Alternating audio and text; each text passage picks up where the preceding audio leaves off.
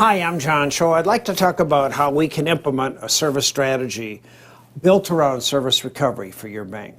You know, every day, bad things happen. Things go wrong, okay? And customers defect, and there's hundreds of banks. There's lots of different options of where people can go for their banking. They can use the internet. They can go to a bank in person.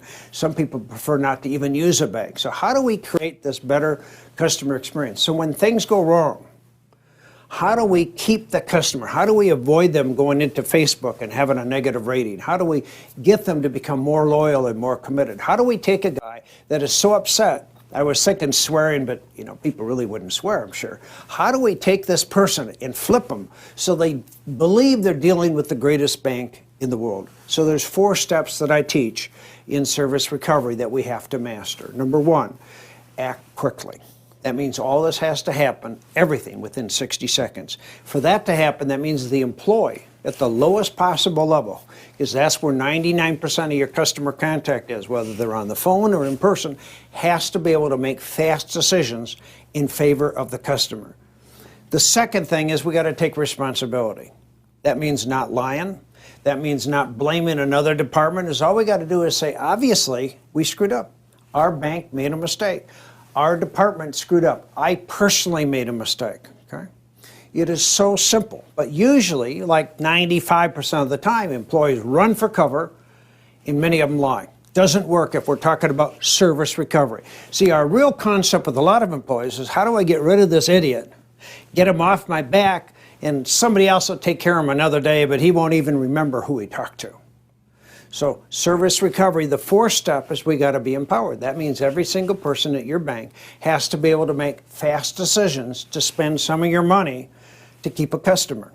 I don't want it to go up the chain of command. And then the 4th thing is we got to compensate. We got to give things away of value where the guy says, this is so cool. So let's say that a wire transfer was supposed to be sent on Tuesday and it was not sent.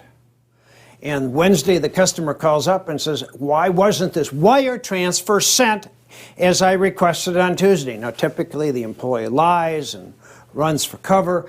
It's all I want the employee to say, obviously, we must have screwed up. Oh my gosh, Mr. Tschohl, it was not sent.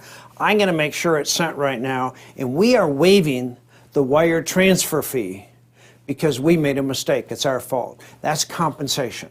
So in a bank, we have things of high value, low cost. Now, in a bank, you got mostly money. So, oh, I'm sorry, sir, that you got charged for that overdraft fee when actually, as I look at the records, it's our fault. I'm going to put $50 into your account for the inconvenience we caused you.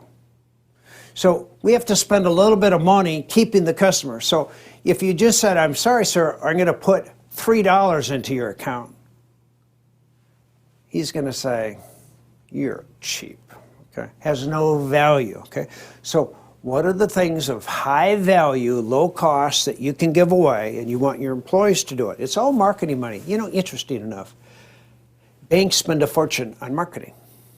What we're talking now is, how do I get all the employees to make fast decisions to practice service recovery? That's the strategy, so that when bad things happen, which are going to happen, okay, they can keep your customers, avoid them from defecting, avoid them from giving bad word of mouth, and get them to become even more loyal to your bank.